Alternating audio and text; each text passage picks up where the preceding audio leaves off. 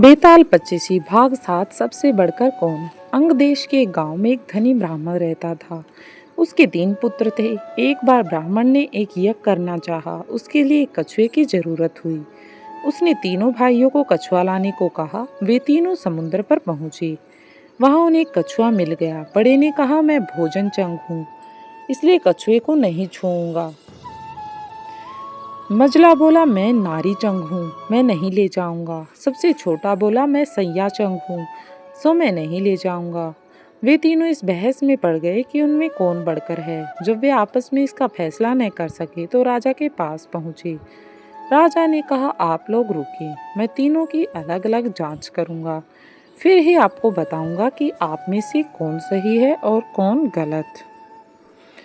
इसके बाद राजा ने बढ़िया भोजन तैयार किया और तीनों खाने बैठे। सबसे बड़े ने कहा, मैं खाना नहीं खाऊंगा, इसमें मुर्दे की गंध आती है।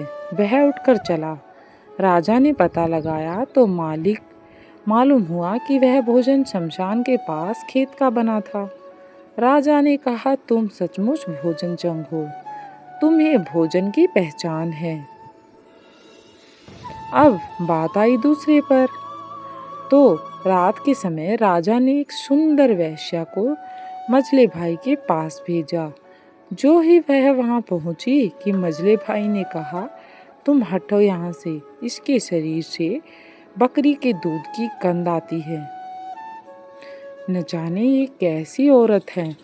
राजा ने यह सुनकर पता लगाया तो मालूम हुआ कि वह वेश्या बचपन में बकरी के दूध पर पली थी।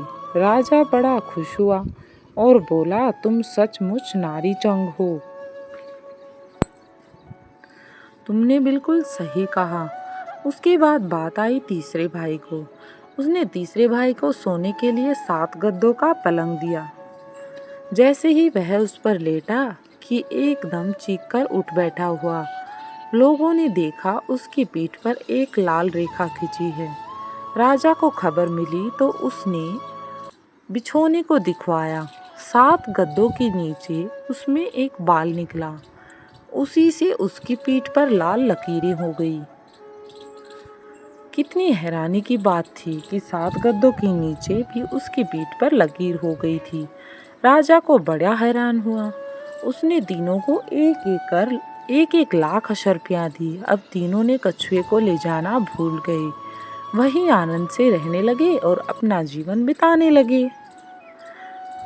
इस प्रकार से इतना कहकर बेताल बोला, हे राजा, तुम बताओ उन तीनों में से बढ़कर कौन था? आखिर कौन था जो सबसे महान था? तब विक्रम बोला, मेरे विचार से सबसे बढ़कर सैया चंग था, क्योंकि उसकी पीठ पर बाल का निशान दिखाई दिया और ढूंढने पर बिस्तर में बाल पाया भी गया। बाकी 2 के बारे में तो यह कहा जा सकता है कि उन्होंने किसी से पूछकर या किसी तरह से जान लिया होगा कि आखिरकार ये कैसे हुआ, लेकिन वास्तव में वही सही है। इतना सुनते ही बेताल फिर पेड़ पर जा चढ़ा और बोला, राजा मैं तो चला। राजा लौटकर वहां गया और उसे लौटकर लेटा तो उसने यह नई कहानी सुनानी शुरू कर दी। नई कहानी के लिए बने